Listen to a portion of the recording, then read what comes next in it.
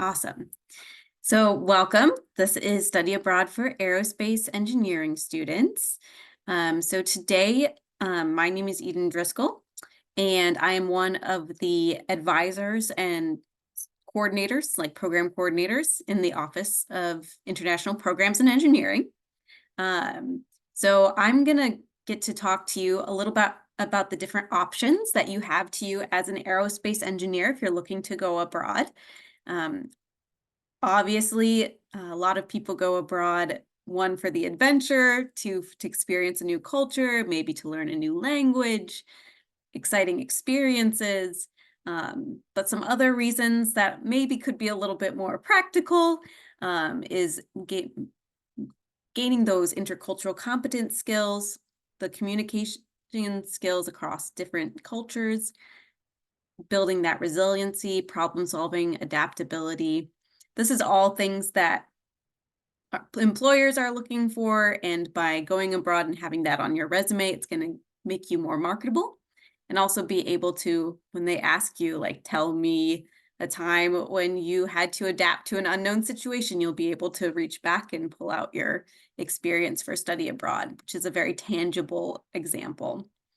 Also to see how other cultures approach aerospace engineering. It's great to have, especially when you're working in aerospace engineering, you're going to be working with people from different countries. So knowing how they operate and how they approach aerospace engineering is just going to make you a well-rounded professional and hopefully help you be more creative in your solutions to whatever problem that you're solving. So our IPE winter programs, the highlighted countries, these are all the countries in which we have programs.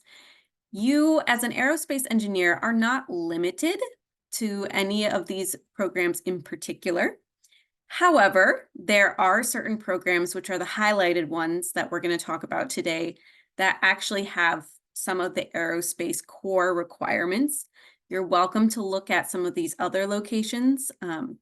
Just know that maybe they're not going to have as many of those core requirements. They might just have like your tech electives or your specialization elective, intellectual breadth. So we're going to talk about our locations in France, Spain, Australia, and then also in Ireland today. So before we dive into program specifics, all of these programs, an important aspect of studying abroad for an entire semester is obviously finding courses abroad that are going to come and transfer back to University of Michigan and actually count towards your degree. So there are steps, and on each of these programs, we've linked what's called an M-Compass brochure. So you click on it and it gives you a bunch of information about the programs, even more in depth than what I'll be able to touch on today.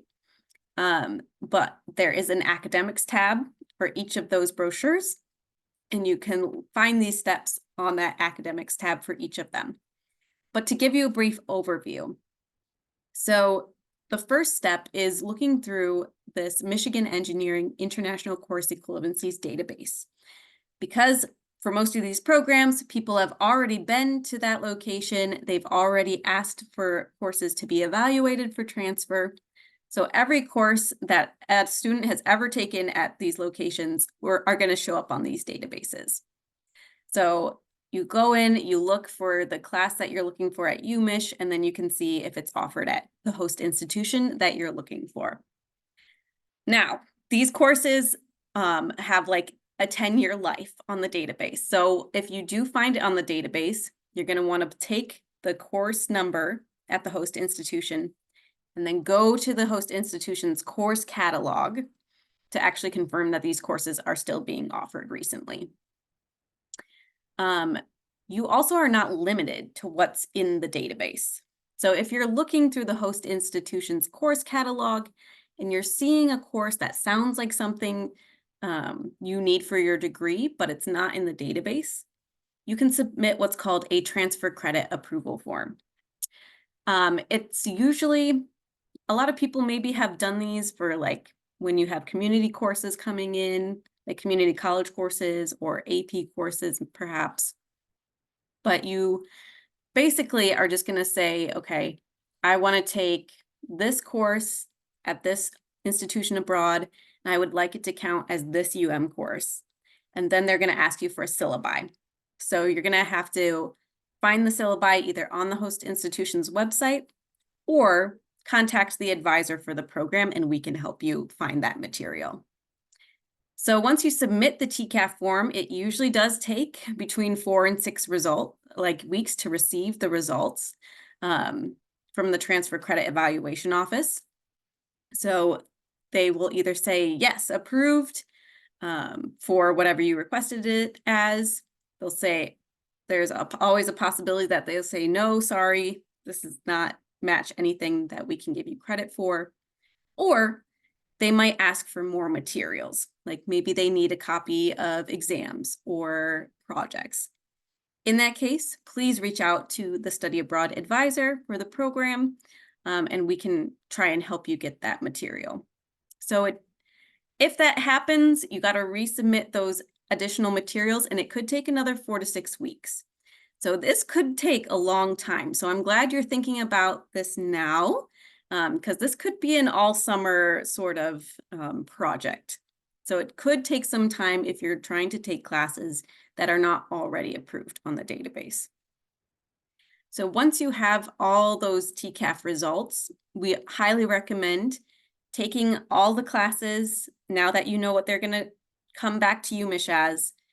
Take them to your academic advisor, just triple check, make sure that they will count towards specific degree requirements. Any questions if you want to pop in the chat about this process in particular? Pause for a second.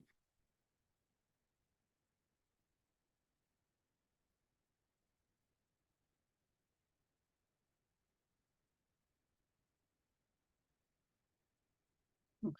And like I said, all these steps are on the academics tab of each M-Compass brochure.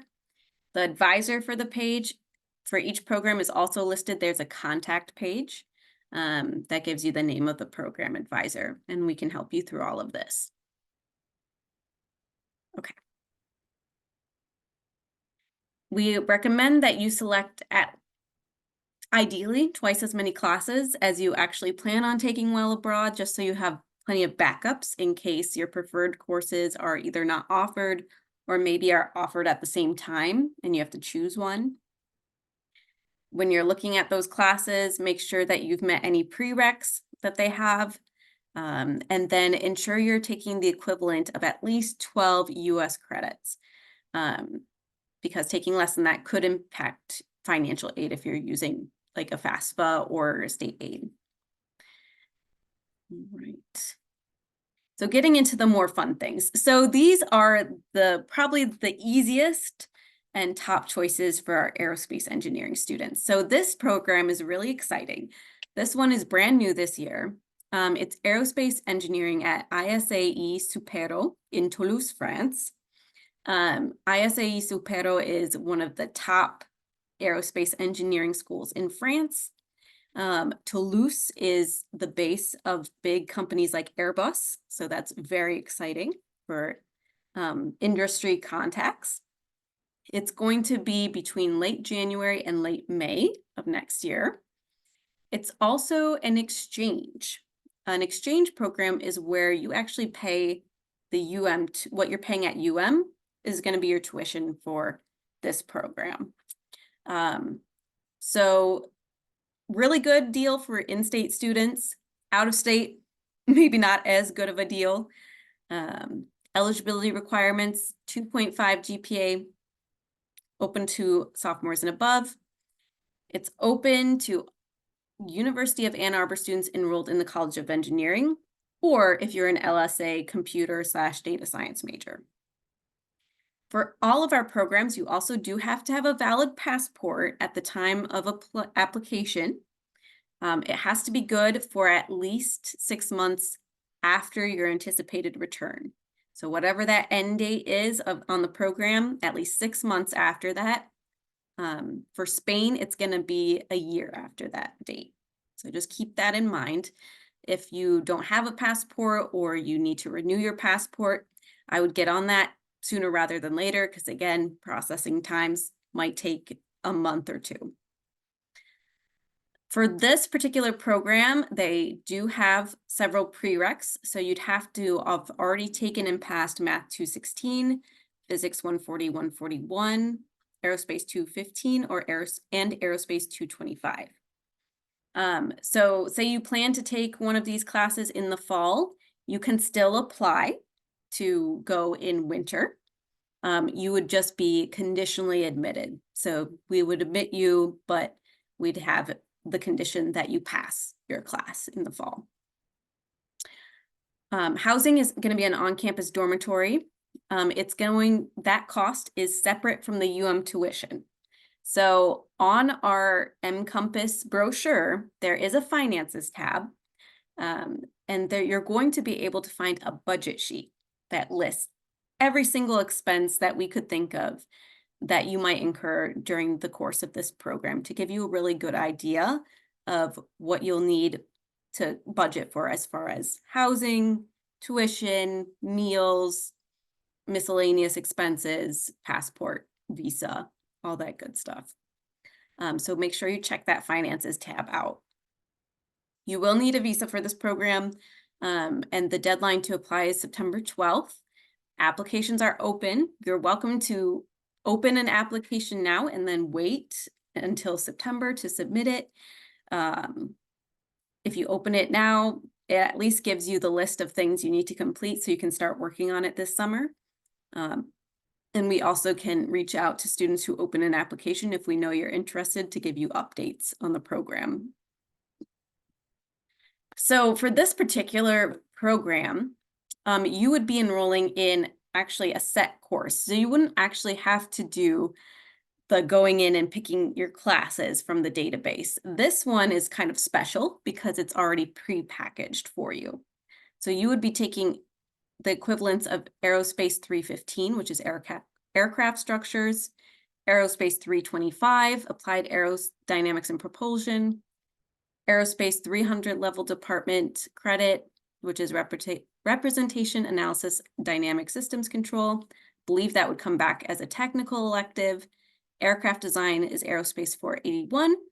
And then you also would have a French language and cultural discovery course, which would come back as French 300 departmental credit. Might be able to be used towards intellectual breadth. Double check with your academic advisor. Another kind of cool thing is if you've already taken one or two of these classes, you can swap it out with a 3 or 6 credit hour research component in place of 1 or 2 aerospace classes. So that is good if you've already completed one of these classes. So research project placements will be confirmed after arrival. If you do choose this option, you would have to be prepared to stay for an additional month, so the month of June, in order to complete the research if you select that option. So if you're at all interested in this program, the advisor is Joshua Montai, and again, his contact information is on the M-Compass brochure under the contact tab. Feel free to schedule an appointment with him if you would like to talk about this program more in depth. All right, I'll take a quick pause just to make sure any questions about this specific program. You can pop them in the chat or unmute, but I'll hold for us 30 seconds here.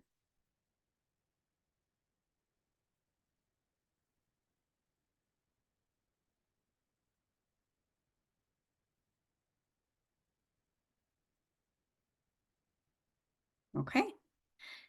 All right, so the next program that we're talking about is in Spain. So this is Universidad Carlos III in Madrid. We shorten it and say UC3M. This one is the winter dates are to be determined, but it will be from about mid-January to the very beginning of June was this year. So most likely it will be similar this coming year.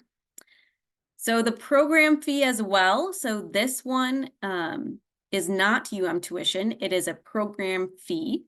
So in place of tuition, we would charge you this fee. Last year, it was about around $19,010. Probably will be similar. We should have updated costs probably sometime this summer. That is including tuition, housing, orientation, and our health insurance as well. So just know that does include both housing and tuition. Then we put a link here. I'll make sure to send these slides out to you all after the presentation. This links to that budget sheet that I was talking about in the other program. That budget sheet lists everything down to your meals and your like visa expenses. So our estimate for last year was around 25 grand with all of those included. So you can take a look and see. Again, this one's 2.5 GPA, sophomore plus, a little bit different. This is open to all Ann Arbor undergraduates, although CGIS, which is the LSA Study Abroad Office, does have a program to UC3M as well. So we encourage LSA students to actually do the CGIS program. Same thing, valid passport. This one a year after that return date, since it is in Spain. You would be in an off-campus apartment in Madrid, so that's included in the program fee. You need a visa. The Spain visa is a little bit more complex, which is why our application deadline for this one is a week in advance of the other, which is September 5th. So we do that to give you more time to get that visa started. Courses you could take. So these are the ones that are already approved in our database. Remember, you're not limited to these. You can search through the UC3M course catalog to see if there's other options you can submit to TCAFs for. But this one we do have equivalents that have been approved for Aerospace 315, 325, 335, and 470. We also have some possible technical elective options. So aerial navigation, air transport and airports, partial differential equations, and that's statistics. So that's like an advanced math option. Some related technical core, they do have that EECS 215 requirement, and then they have a whole list of things you could use to your intellectual breadth or general electives, including that economics requirement. Some really cool things you could do, that 300 level humanities, you could take like the contemporary history of Spain in Spain. That could be a really cool way to fulfill that requirement. If you like art, studying the Spanish art masters while in the city of Madrid and actually getting to go see that artwork is also a fabulous option. Or if you're interested in learning Spanish, they do have plenty of Spanish language and cultural classes as well. Okay, any questions about this program?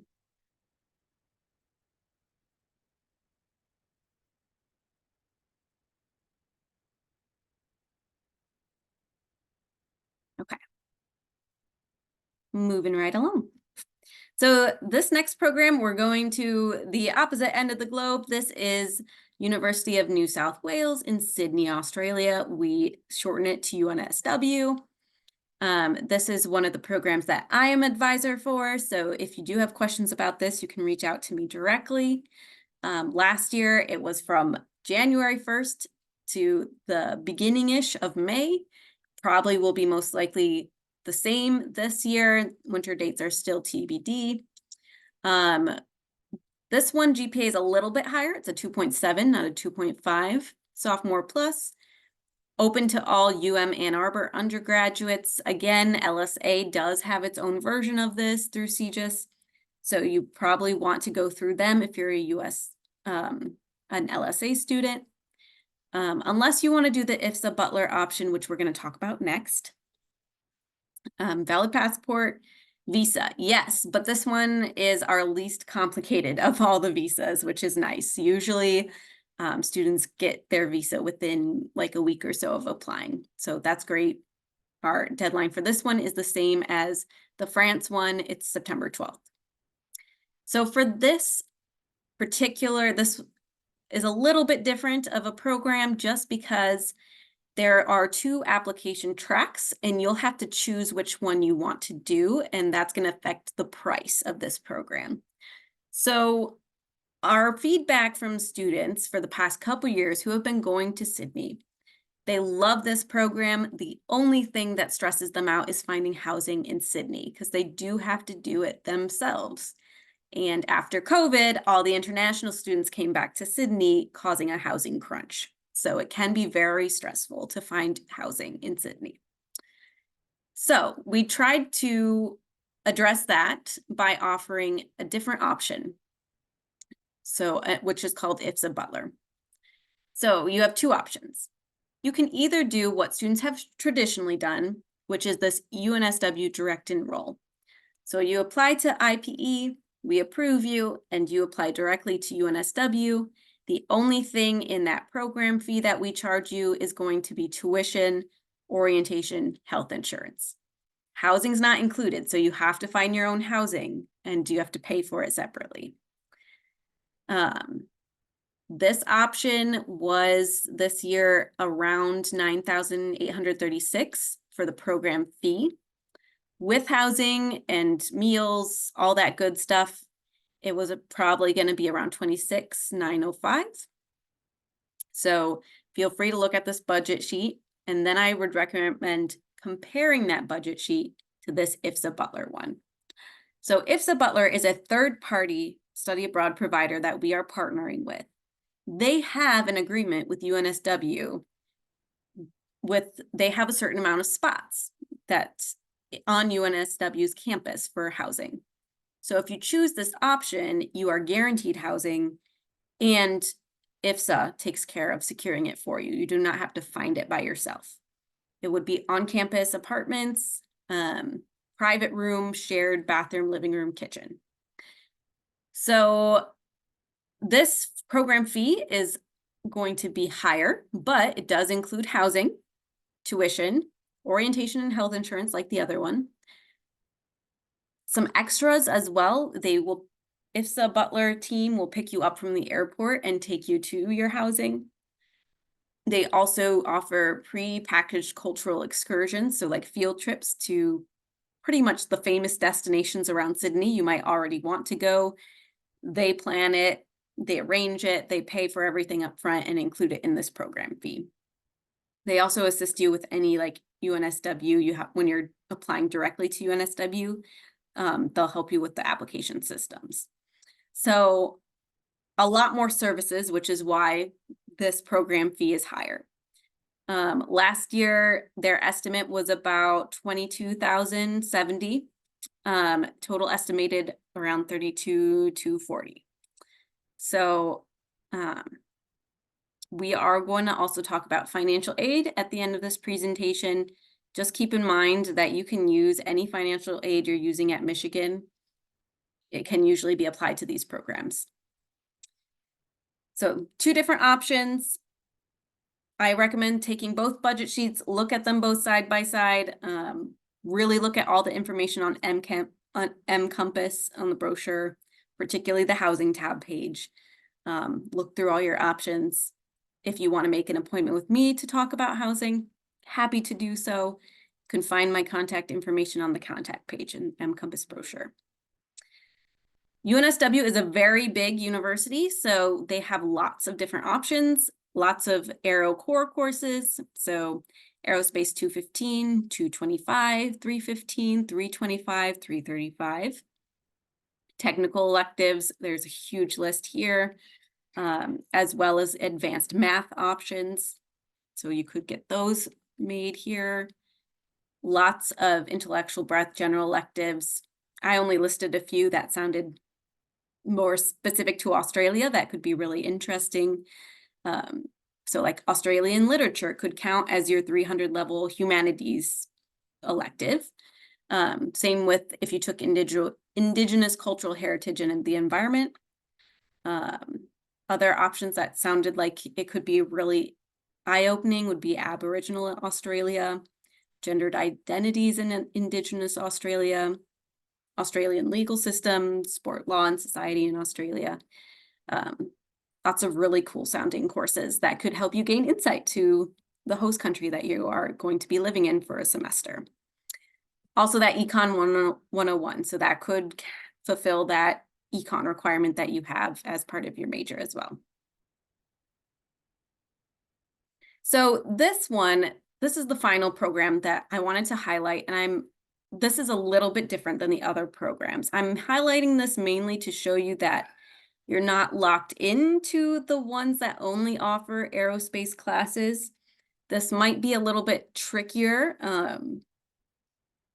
but I wanted to show you kind of an example of a program you could get a lot of your tech electives and maybe some other requirements done. So this one is January 13th through May 18th. Program fee was about $10,095. Again, not tuition. You would just pay this amount. But then that's only tuition, health insurance, and orientation. Yes, sorry.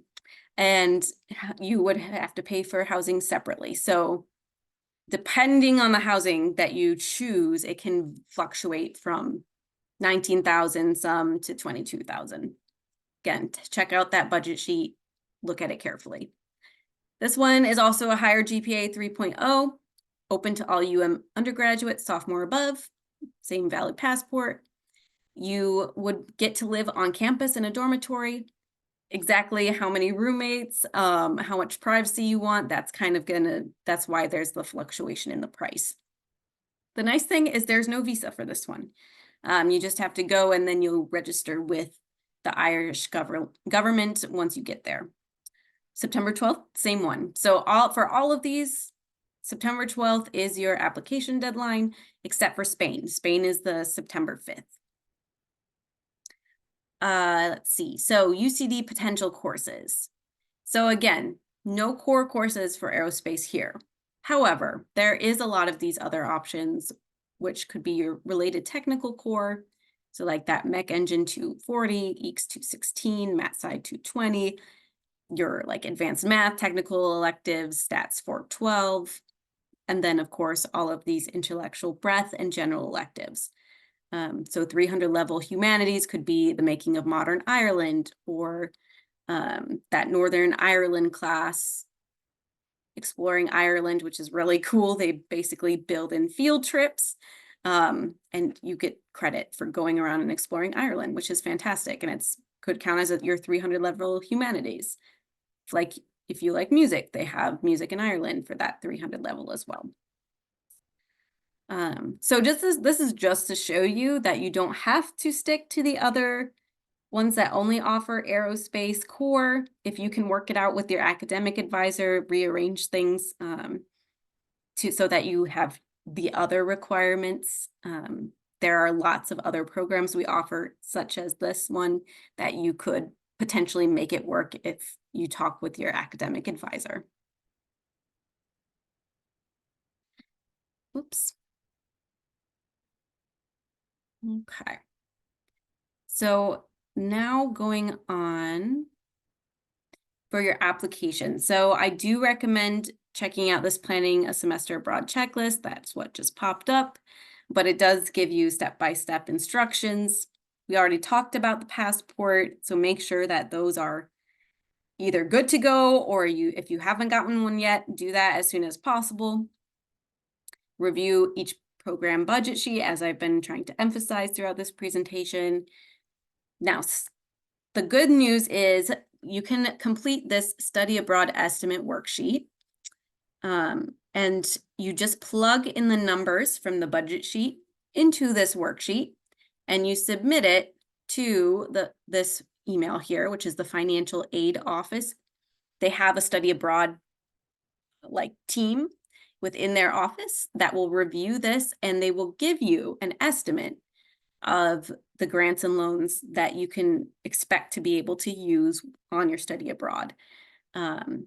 So I recommend filling this out sooner rather than later. By filling it out, you also are going to be automatically considered for our Go Global scholarship as well. We base that off of the gap left between what you're going to be offered from the Financial Aid Office and what you still have left according to the budget sheet. So I would definitely recommend doing that. Meet with an IPE advisor. That is going to be a requirement for any of these programs.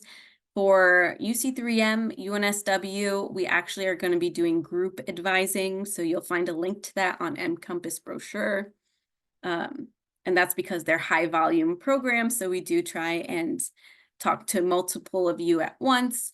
And the goal of this advising is to make sure like you know what classes you want to take, answer any questions you have, talk more about housing, visa, just go into more depth so that you feel confident that this is an actual possibility / what you expect it to be. All right, so we're wrapping up. Please check out our IPE funding page. So this one does have a whole list. If you click on these, all sorts of scholarships that you can look through and see if you are able to apply for them. You can follow us on Instagram. We have all sorts of announcements that go out through our Instagram about various opportunities, including scholarships.